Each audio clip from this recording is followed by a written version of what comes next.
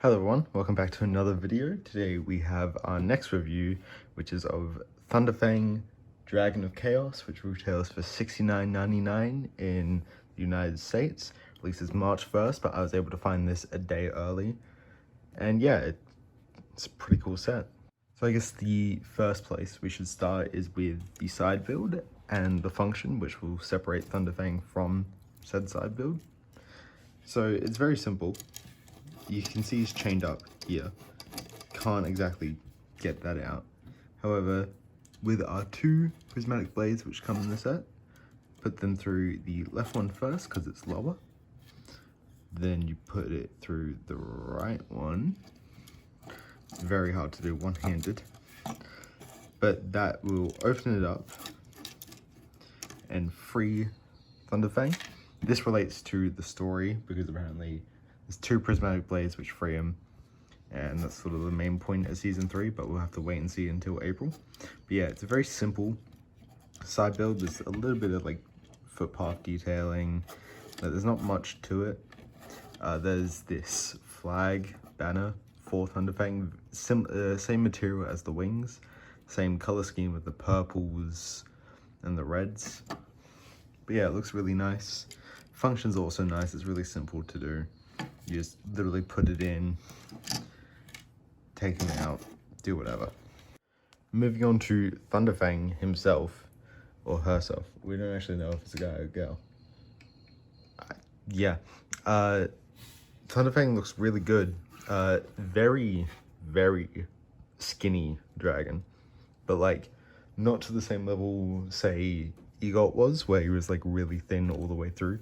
Like, Thunderfang still has a lot of muscle in his legs, or their legs, but the arms are like really lanky, and so is most of the body. The upper body's got a bit more bulk, and the lower body's got a bit more bulk, but still. So starting up from the legs, very simple sort of design.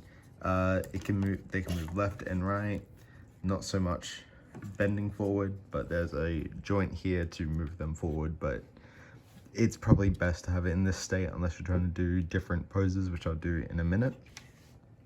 But yeah, same detailing. We've got the claws similar to that of the Wolf Mask Warriors from the last wave. And then coming up, we've got where his tail is attached just by a few clips. And then the actual tail is ball joints, which leads to the Stormblade piece, which was on Aaron's Jet, Kai's sword. I think that was it in the first wave. Oh, and the spinner in the village. God. Yeah, I think this is my one hate with Thunderfang. He's very, very top heavy.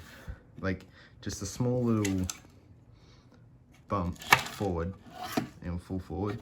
There's a few ways to fix that with posing, I guess. Coming up to his arms, again, some decent detailing, but they're also like very thin. There's also these chains wrapped around his hand. Very interesting, and it connects into his head. Coming around the back, you can see up here, one of these fell off. They're kind of loose. But he's got some spikes, essentially. You can move these up or down. Just depends how you want to show them off. But they are kind of finicky. Don't always like to stay on. And very hard to do with the one hand, of course. Coming up to his head, we've got same pieces we've been using for a few years. He's actually got 3 eyes on each side, which is really interesting to see. And then he's got this like big sort of chain around his neck, or collar around his neck, which one of his arms is connected to. The other arm also has a chain. It's a bit longer, but this is the one that connects to a side build. And then you can see he's got another chain here, which has like been broken off or something. But yeah, he looks pretty cool. Coming up to the wings, big foil wings based off of the storm, I'm imagining, since this whole season has to do with the storm. So that looks really cool. Like the on camera, it doesn't capture the best sometimes, but in my opinion, it looks really nice in person, especially the transparent, like bright purple or pink there. And then underneath there's just a stud shooter. It's a multi-stud shooter. You go 1, 2, 3. Very simple. But yeah, that's Thunderfang. Very interesting build, very cool character. Excited to see what happens in the show. And yeah, I genuinely really like this set a lot. So there's not a ton of poses you can get him into, with the legs especially. But this is just a way to show how they're like sort of bent. And he kind of goes onto all fours instead of standing on just the 2 back legs, which does look really cool, but his head kind of doesn't get to look up properly. But this does sort of make it look like he's ready to like pounce or something, ready to attack or dish out a hit of the storm, like what he does sometimes. The wing, I forgot to mention, but the wings can like move. They're on ball joints, but there's not a whole lot you can do. You can move them back, and that's about it. And you can move them up a little. And the stud shooter was on both. I also forgot to mention that one. But yeah, Thunderfang is really cool. Now onto the figures, which aren't as cool in my opinion. So starting with the figures, we have Tyr, our only named Dragonian, and it's literally just the regular one. No special printing. The only difference is these longer horns right at the head. Same face print, same everything, same armor, same literally everything except 2 pieces, and he gets a name. Yeah, there's not much to say about him. I've talked a lot about Dragonians, and there's still another Dragonian in another set that I gotta talk about. So yeah, Dragonians, they're cool. I like their design. We get quite a bit. Like there's a pretty nice army of them if you have all the sets, but like we didn't need to have him be a named character. He could have just been a regular Dragonian, but yeah, he's all right. Next is Sora. Same outfit from last year's March Wave, like the exact same. This was introduced a year ago now, and yeah, she's all right. Same suit since season 1, same everything. Got a few swords, got her hair. That's really it, to be honest. This is probably the worst figure in the set, just because at least Tyr is another Dragonian. This is just the same Sora over again. Hopefully she'll be getting a new suit in the summer wave. That's what I'm hoping for. But yeah, Sora. Next up we have Nia, same storm suit Nia. She is the most common figure in her full form, I'm pretty sure. Coming in 3 of the proper sets. Yeah, she looks good. I really love the storm suit design.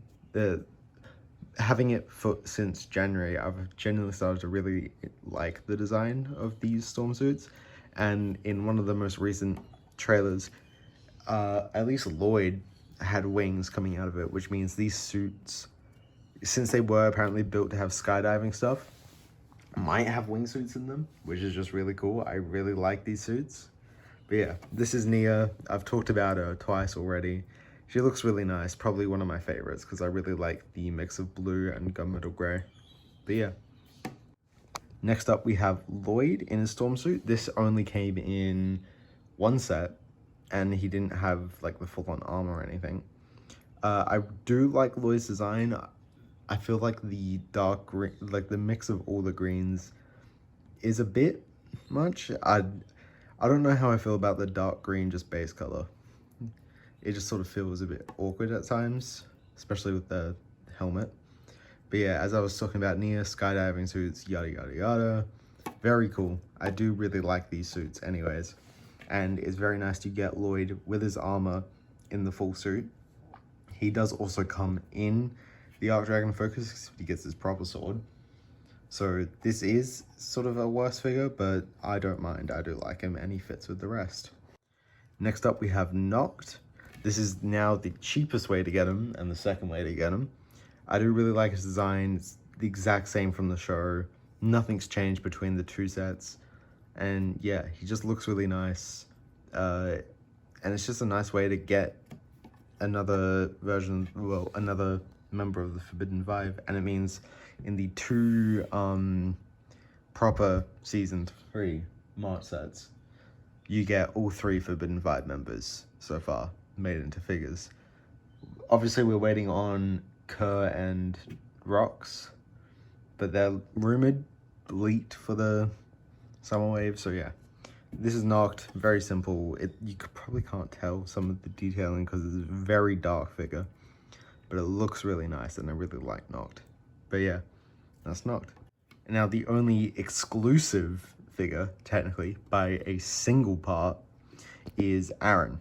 So it's the exact same suit that we got in the January wave with the like graffiti over and some of the dark detailing. He has his weird crystal for some reason, and except the only difference is he has the original merged suit armor piece, and then his original top helmet piece with the horns, but now in black instead of the orange, and it only came in the orange.